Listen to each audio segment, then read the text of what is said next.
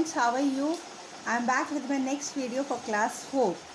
In this video I am going to explain you the poem Vocation. Please take out page number 82, Vocation, write the date on the top, and now I am going to explain you the poem Vocation.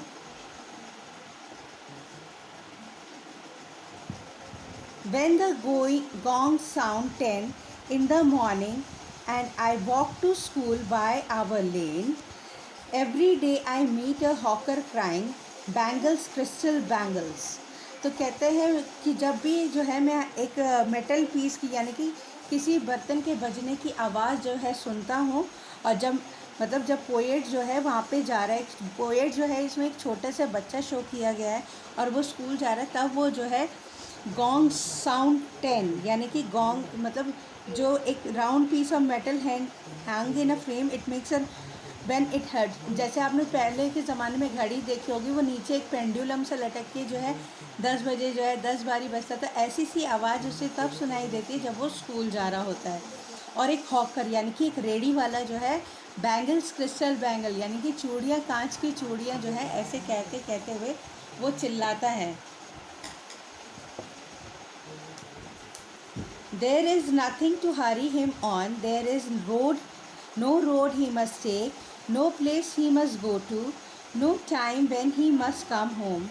I wish I were a hawker, spending my day in the road, crying bangles, crystal bangles. तो कहते हैं कि ऐसी कोई बात की जल्दी नहीं है जो उसे किसी चीज़ की हो, कि जब मर्जी जो है वो कभी भी काम पे निकल सकता है, और कोई ऐसा कोई पक्का रास्ता नहीं है कि वहाँ पे ही उसे चलना है, कहीं और वो चल नहीं सकता, और ऐसी कोई फिक्स जगह नहीं है कि जहाँ उसे जाना है, क्योंकि पोएट एक बच्चा है तो उसे डेली जैसे स्कूल जाना पड़ता है एक ही रास्ते से। तो इस तरीके से वो कहता है कि कोई मतलब घर लौटने का भी टाइम नहीं है, जितनी मर्जी देर जो है वो अपने फ्रेंड से गपशप कर सकता है, कुछ भी कर सकता है। I wish I were a hawker, poet कहता है कि काश मैं भी एक हॉकर होता और अपना पूरा दिन जो है रोड पे इधर उधर बिताता, चूड़ियाँ, कांच की चूड़ियाँ कहते हुए चिल्लाते हुए जो है मैं फिरता, इधर उधर फिर जाता।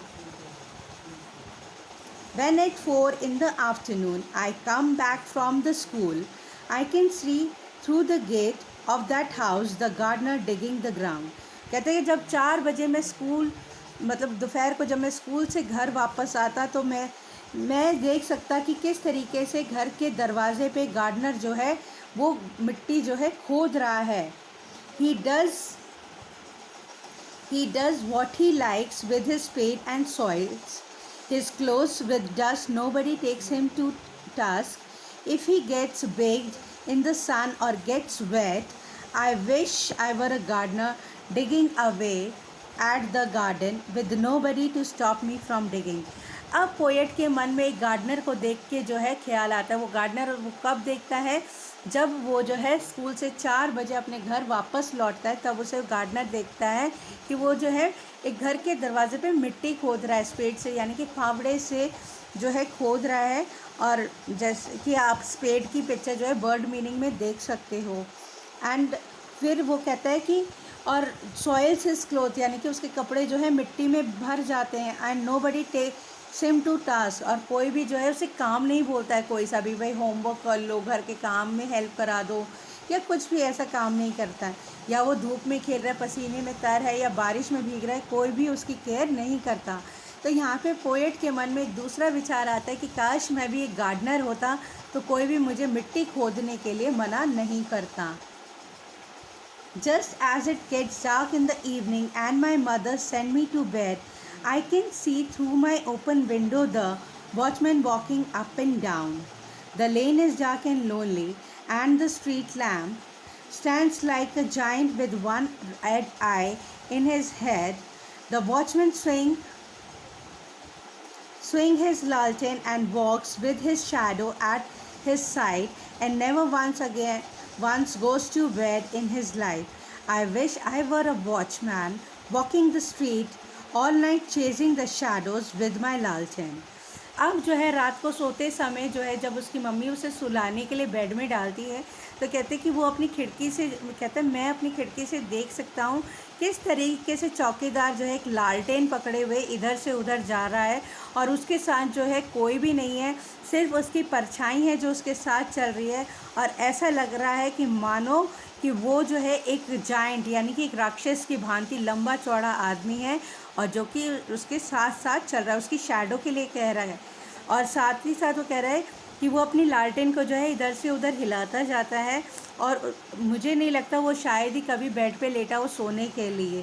कहते हैं काश मैं भी एक वॉचमैन होता और सारी रात जो है सड़कों पे इधर से उधर टहलता और अपनी परछाई का पीछा करता। तो ये थी पोएम जो कि लिखी गई थी रविंद्रनाथ टैगोर के द्वारा।